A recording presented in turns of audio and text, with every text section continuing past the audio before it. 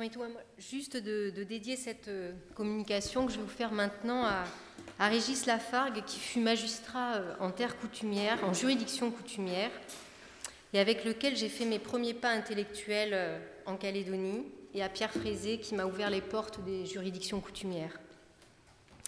Alors, pour débuter cette évocation des relations à la terre en Nouvelle-Calédonie, je voudrais vous lire ce qu'écrivait le pasteur Maurice Linhart en 1937, faisant le récit de ses rencontres au sein de la société kanak. Voilà ce qu'il nous dit. Un jeune, une fois, m'indiquait au milieu d'une caférie de Coné un renflement de terre.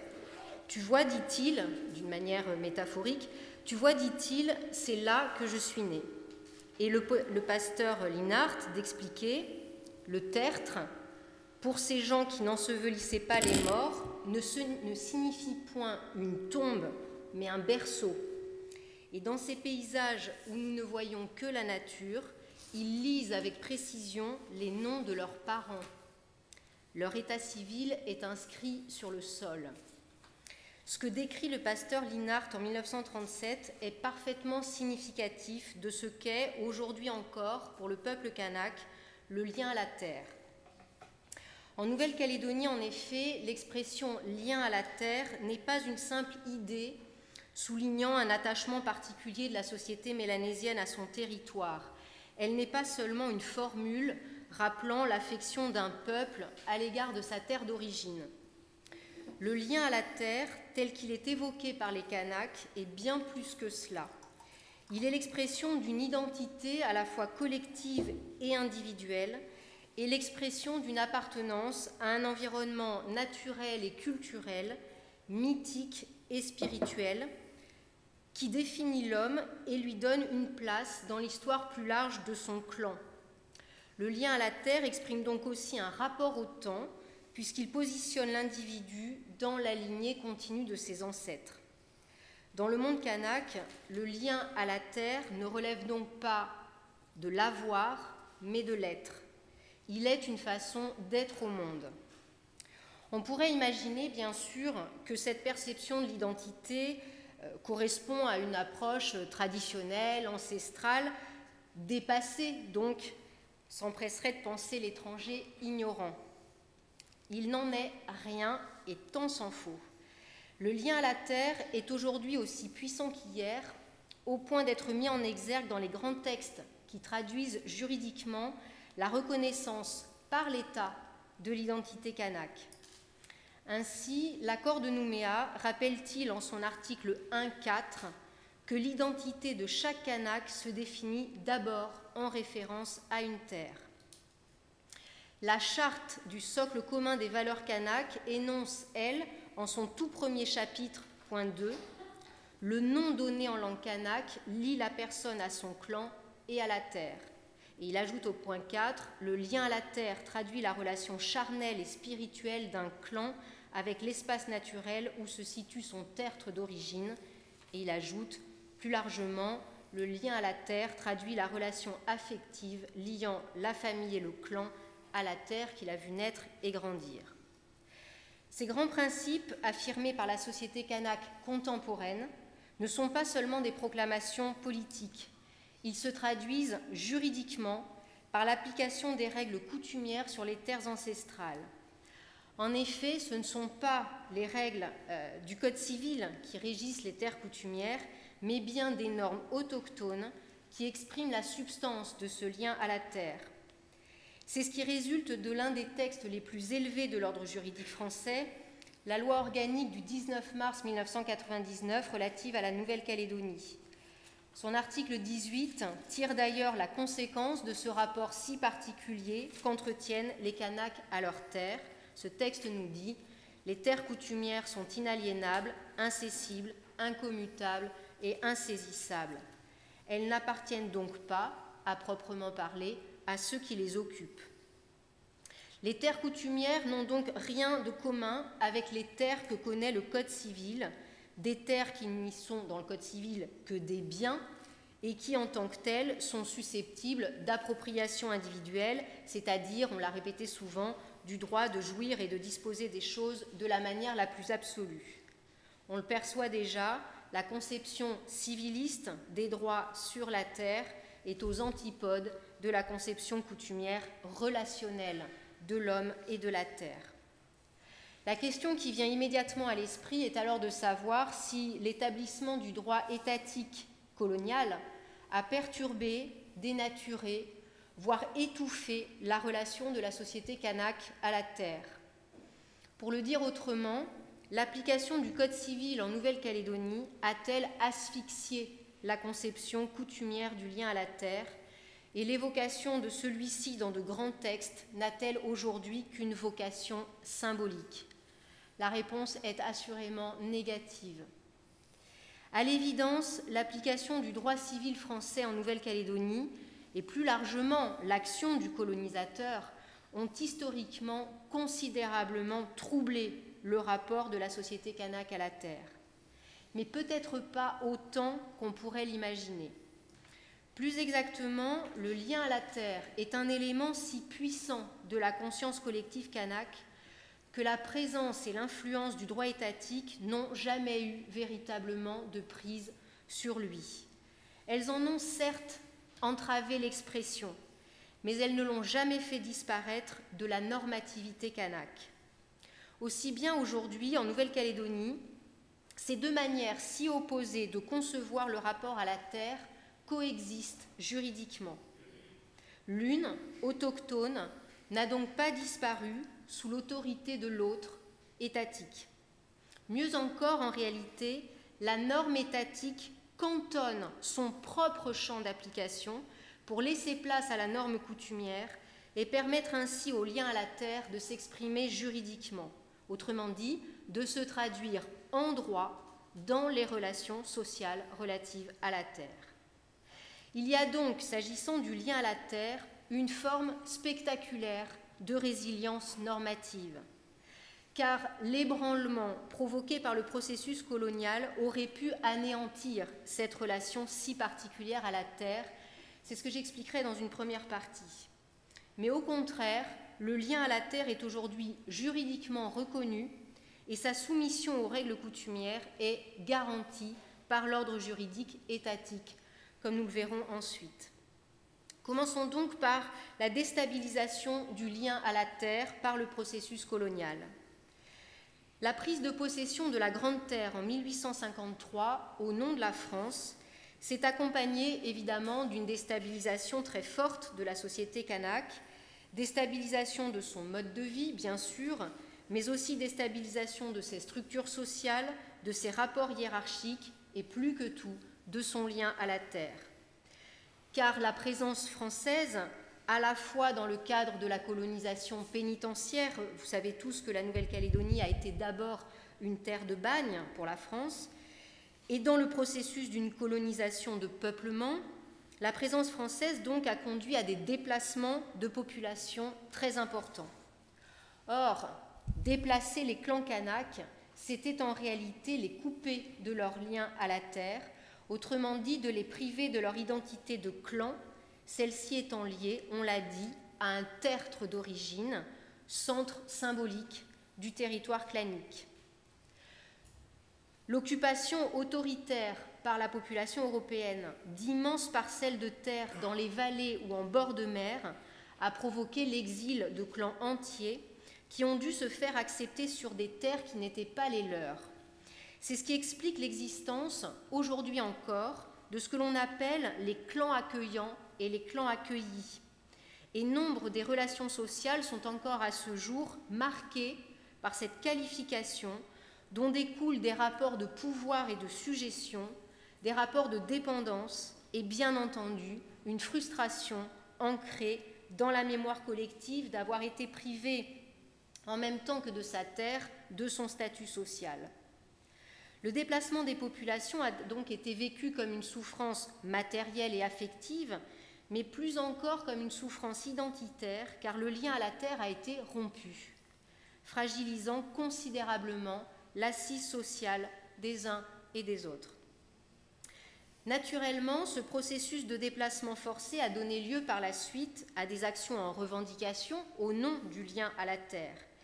Historiquement, ces revendications ont été collectives et de nature identitaire, et elles existent encore aujourd'hui, mais elles ne sont pas dépourvues aujourd'hui de desseins économiques, ce qui d'ailleurs n'enlève rien à leur légitimité. Ces actions sont aujourd'hui davantage portées par des familles plutôt que par des clans, sans doute parce que, dans une mesure assez large, les revendications historiques ont été satisfaites. Aujourd'hui, la Nouvelle-Calédonie connaît ainsi 3 régimes fonciers différents. Les terres privées au sens du Code civil, les terres soumises à la propriété publique de l'État, du pays et des collectivités territoriales, et les terres coutumières. Celles-ci, les terres coutumières, sont composées des anciennes réserves indigènes, c'est-à-dire les terres qui avaient été laissées à la disposition de la population autochtone, évidemment dans une perspective de cantonnement de cette population. Les réserves indigènes, donc, des terres attribuées à ce qu'on appelle les groupements de droit particulier local, je reviendrai tout à l'heure sur ce terme, et des terres restituées par les collectivités publiques au titre du lien à la terre. Ces terres coutumières occupent 27% du territoire de la Nouvelle-Calédonie et elles forment une 3e catégorie, ni soumise à la propriété du Code civil, ni à la propriété publique, mais aux règles coutumières et à elles seules. Sur ces terres, on le verra tout à l'heure, le lien à la terre peut juridiquement s'exprimer, mais en dehors de cet espace, les règles coutumières n'ont pas leur place. Le droit civil de l'État s'applique sur les terres privées et le droit administratif régit les propriétés publiques. Si on laisse de côté ces dernières pour nous concentrer sur les relations entre les personnes privées et les terres, on comprend donc qu'en dehors des terres coutumières, les Kanaks sont soumis, comme le reste de la population calédonienne, aux règles du Code civil. Sur les terres privées, en effet, le droit de propriété énoncé à l'article 544 du Code civil s'épanouit pleinement. En d'autres termes, les Kanaks qui veulent exercer des droits sur ces terres-là, sur les terres privées, doivent le faire selon les règles du droit commun, même s'ils sont de statut coutumier. Le lien à la terre n'y trouve aucune expression puisqu'il n'est pas connu du Code civil. Tout au contraire, dans le Code civil, le droit sur la terre ne peut résulter que d'un contrat, d'une transmission successorale ou d'une décision judiciaire. Il n'est jamais le fruit d'une origine mythique et surtout sa nature est totalement différente. La propriété privée est le droit de jouir d'une chose de la manière la plus absolue, là où le lien à la terre coutumière établit une responsabilité bien avant de conférer des droits. La mise en place du droit civil français en Nouvelle-Calédonie a donc, elle aussi, considérablement perturbé la perception des liens à la terre. Tout autant que les déplacements de population, elle a malmené la manière d'exprimer le lien à la terre dans les rapports sociaux quotidiens. Aujourd'hui, alors même que les 2 protagonistes d'une relation juridique sont de statut coutumier, les actes qu'ils passent au sujet d'une terre sont soumis au droit civil dès lors que la terre en question est une terre de droit privé. Ça ne signifie pas d'ailleurs que les personnes concernées n'y trouvent pas leur compte. Elles peuvent parfaitement se satisfaire, selon leurs intérêts du moment, de l'application du droit civil. Mais s'agissant de ce que nous étudions ici, on ne peut que constater que sur ces terres-là, la conception coutumière ne peut pas s'exprimer juridiquement. On le comprend donc, le processus colonial a indiscutablement déstabilisé l'union des hommes et des terres en Nouvelle-Calédonie, que ce soit physiquement par les déplacements de population ou juridiquement par la sujétion à des normes fondamentalement différentes des normes autochtones. Il a brisé sur de nombreux espaces le lien à la terre, ou tout au moins il en a empêché l'expression. Pour autant, ce lien n'a pas disparu. On peut même dire, sans grand risque de se tromper, que c'est au contraire ce lien indéfectible malgré les vicissitudes qui vivifie aujourd'hui encore la coutume. Et parce que celle-ci a désormais une place dans l'ordre juridique français, le lien à la terre peut, par elle, s'exprimer juridiquement. Et c'est ce que je voudrais vous expliquer dans un second point. La reconnaissance du lien à la terre par l'ordre juridique étatique. Le lien à la terre, chacun l'a compris, est au cœur de la représentation du monde dans la société kanak. Il porte l'identité des clans et celle des individus, il leur donne une place sociale et structure les relations. Pour cette raison, ce qu'on appelle la coutume, c'est-à-dire l'ensemble des normes coutumières, tire les conséquences de ce lien dans les relations interindividuelles comme dans les relations interclaniques. Or, la coutume n'est pas seulement un ensemble de règles traditionnelles. Elle est aujourd'hui un corpus normatif qui a sa place dans l'ordre juridique français.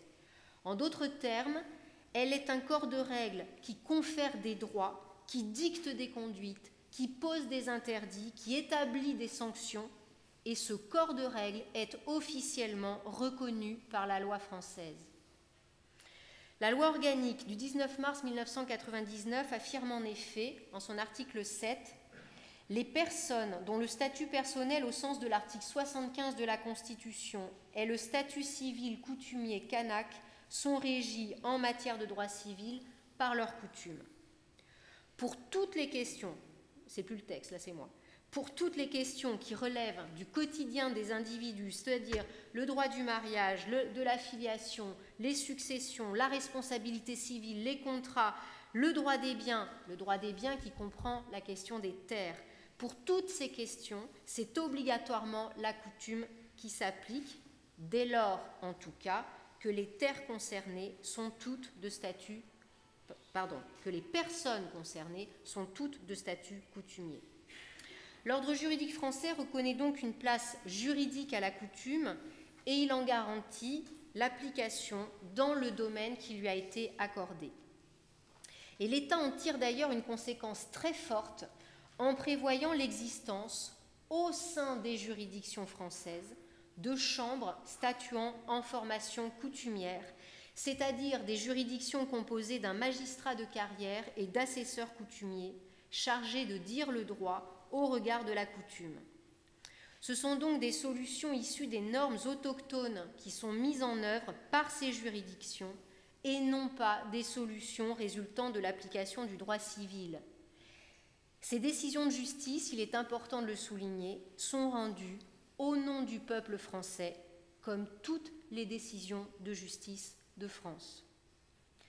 La coutume kanak a donc, dans l'ordre juridique français, une pleine compétence dans le domaine qui lui est reconnu. Elle est, je le répète, aujourd'hui une composante de l'ordre juridique français. De cette règle fondamentale découle la conséquence que le régime des terres coutumières est dicté par la coutume. Il en résulte que les terres coutumières ne peuvent en aucun cas faire l'objet d'une appropriation privée. L'article 18 de la loi organique l'exprime d'une manière puissante. Les terres coutumières sont inaliénables, incessibles, incommutables et insaisissables. L'affirmation de ce principe est la conséquence directe et logique de ce qu'est le lien à la terre. La terre est un patrimoine social et culturel, elle appartient à chacun et à tous. Les membres du clan en sont les dépositaires ou plus exactement les responsables, les gardiens. La terre est source de la vie physique et spirituelle, elle est le lien entre le monde visible et le monde invisible, et plus que tout, elle est le fondement de l'identité. Et pour toutes ces raisons, dans le monde kanak, la terre n'est pas à vendre. Et même s'il est aux antipodes de la conception métropolitaine du rapport à la terre, ce principe est aujourd'hui garanti par l'État. Alors bien sûr, au-delà de cette affirmation très forte, très étonnante pour les personnes de culture occidentale, on perçoit des conséquences complexes pour la vie juridique sur ces terres et naturellement des contraintes considérables pour le développement économique des espaces coutumiers.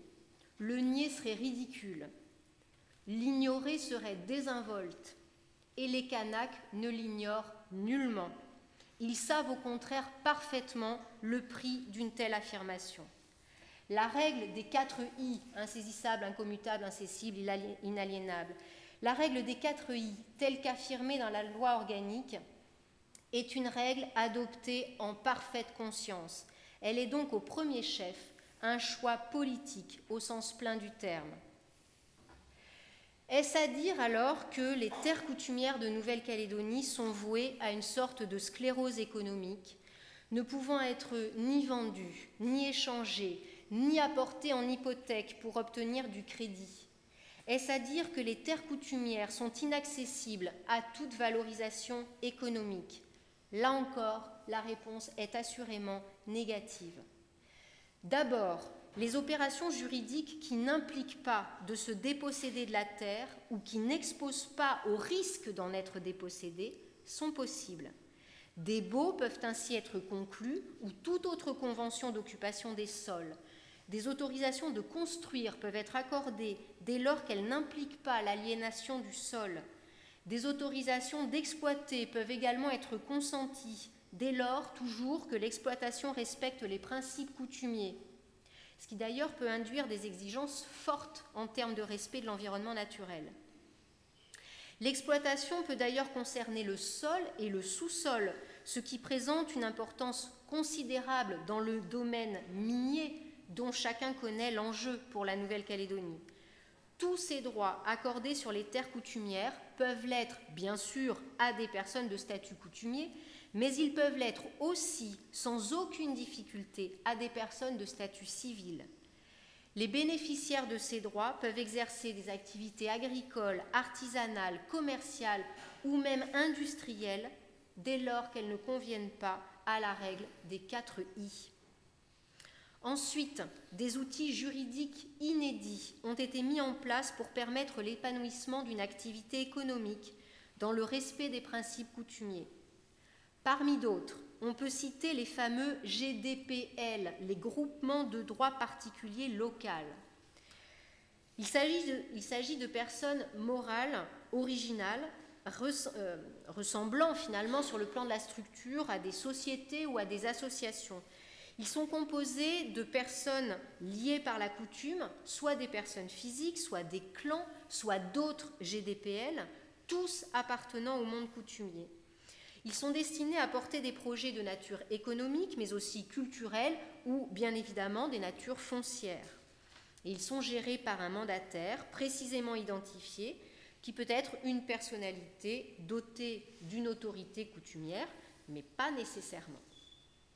Ce mandataire représente le GDPL dans les relations avec les tiers, entreprises, partenaires économiques, administrations, collectivités territoriales, et il fonctionne selon des règles qui leur sont propres. Les décisions peuvent être prises soit sur un mode majoritaire, soit d'une manière consensuelle, après les palabres, conformément aux pratiques traditionnelles. Ils sont en tout cas aujourd'hui un instrument éprouvé de gestion des terres. Les GDPL consentent de nombreux baux en matière agricole, mais aussi en matière commerciale, pour l'exploitation, par exemple, de stations-service, de supérettes, d'agences bancaires, etc. Ils accordent également des baux à construire pour de l'habitat familial, voire même de l'habitat collectif. Il faut savoir que des projets de plus grande ampleur encore ont été ou sont portés par des GDPL. Je pense à l'exemple de la construction de l'hôtel Méridien de l'île des Pins, ou encore à celle du complexe hôtelier du Coulnoué Village à Pointe-d'Imier, ou encore et surtout de manière très frappante aux réalisations industrielles autour des mines en province nord. Autant d'exemples qui apportent la conviction que le respect du lien à la terre n'est pas exclusif du développement économique. Sans faire preuve d'un angélisme béat, ni minimiser les difficultés, car évidemment la règle des 4 I reste une incongruité dans le monde économique, on peut néanmoins observer que des outils existent pour concilier les exigences du lien à la terre et celles de la vie économique. Plus largement, c'est à mes yeux la preuve que l'imagination juridique mise au service des principes coutumiers est une voie vers la valorisation maîtrisée des terres et plus largement, elle est un pont entre la normativité coutumière et la vie économique. Alors oui, en Nouvelle-Calédonie, la terre est comprise par le peuple kanak d'une manière bien différente de ce que le droit métropolitain envisage. Alors oui aussi, cette différence culturelle peut être perçue comme un choc ou comme une incompatibilité irréductible. Et pourtant, en reconnaissant à la coutume kanak une place dans l'ordonnancement juridique, la France a admis une forme de pluralisme dont peut-être elle ne se croyait pas capable. Et il faut s'en réjouir, car en laissant place à l'expression du lien à la terre, le droit français joue son rôle de ciment social. Il accueille et respecte l'identité de ceux dont l'état civil est inscrit sur le sol. Je vous remercie.